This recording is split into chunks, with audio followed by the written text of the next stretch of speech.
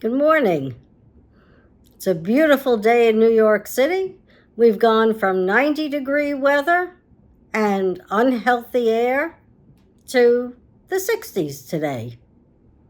One can no longer predict the weather. I don't know if we could, but we can't now. I think the wars are triggering weather events, and weather events are triggering people and people's pocketbooks.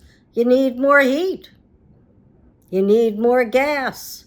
Folks are taking cabs. They're driving cars.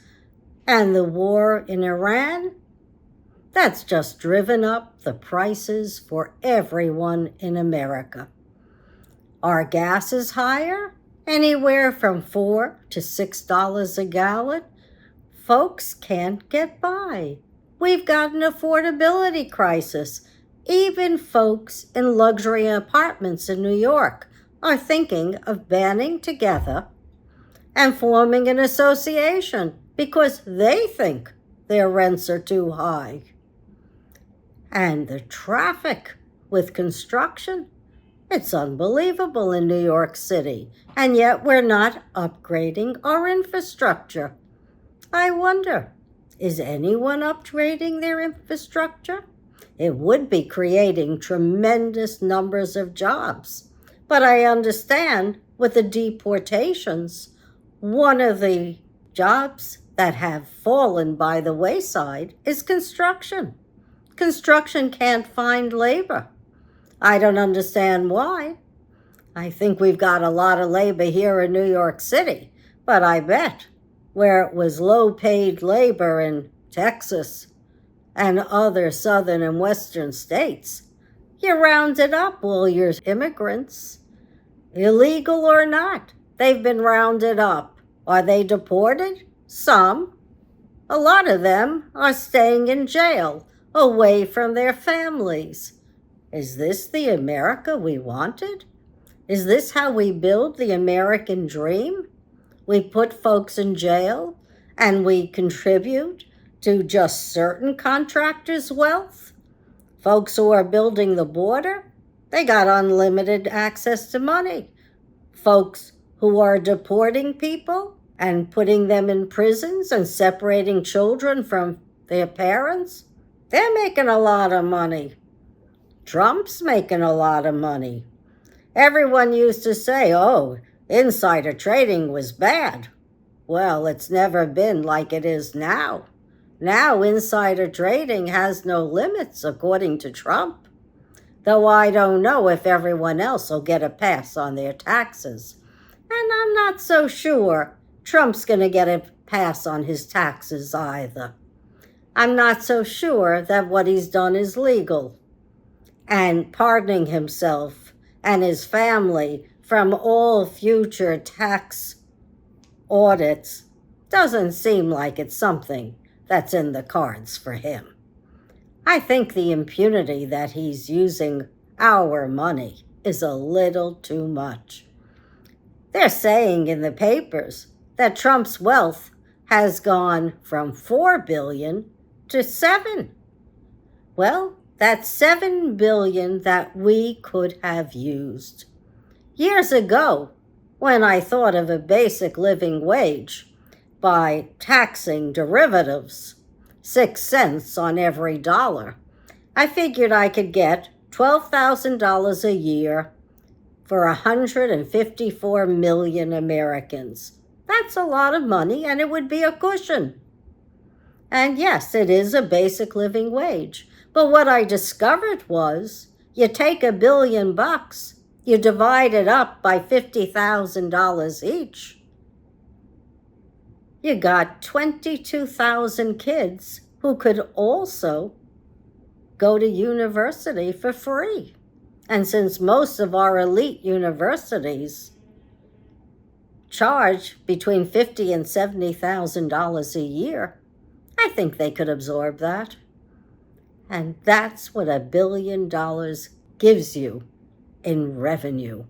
So we got a limited pie, and Trump's using it on the war effort, and he's using it on prisons and there's nothing for education. Folks are going off of health care because they can't afford it. They never got the subsidies. And really, the real kicker to our health care problems doesn't start until after the midterms. So you better look alive, folks. Right now is when we should be advocating for health care. This very minute. When those Republicans come back from the Memorial holiday break, I hope they did some soul searching, because it looks like it's not the Republican Party anymore either. According to Lindsey Graham, the acolyte of Trump, the Republican Party left the gate a long time ago. It's the party of Trump. So if you don't like it, now's the time to start checks and balances, because you'll never get a better time. And what's happening in our states? Some of our states don't like being gerrymandered out of existence when they're really purple states. They might have a 60-40 split. Tennessee is one, Utah is another. The other states, some of them, the folks aren't happy. And I say, write in your candidate. Go Democrat. Don't take a Trump yay-sayer. We don't want it. What's he doing for us? When they say the war costs $44 billion, that is our cost. How much extra we're paying for energy, for fuel, for diesel fuel, which is hiking up the cost of our produce. Everything that we're doing in America is part of the fossil fuel industry. So when their prices go up, we pay for it. However, for the fossil fuel industry, they're making a fortune. They never made so much money. The number one exporter of fossil fuels in the world is us. So our fossil fuel corporations are making windfall profits, and they're making it at our expense.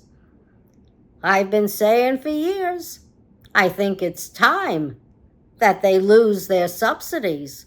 I'm sure it's close to $1 trillion, and we can use that money elsewhere, especially when Trump is looking to chop our health care and our education, and they're already doing it. Let's stop the bleeding from the American public. I think it's time to rein in Trump. It's been 1.5 years, and it's 1.5 years too long with too much suffering. You really want Trump's party? It's a party for him, but I don't think we're ready to take out the horns and blow our whistles and welcome in this new era. So I think you're with me, and you're going to vote against Trump's party, and you're going to ask for checks and balances, because we really do want to live, and we want to live well. And what do they say? Living well is the best revenge. I'd like to try it. Wouldn't you?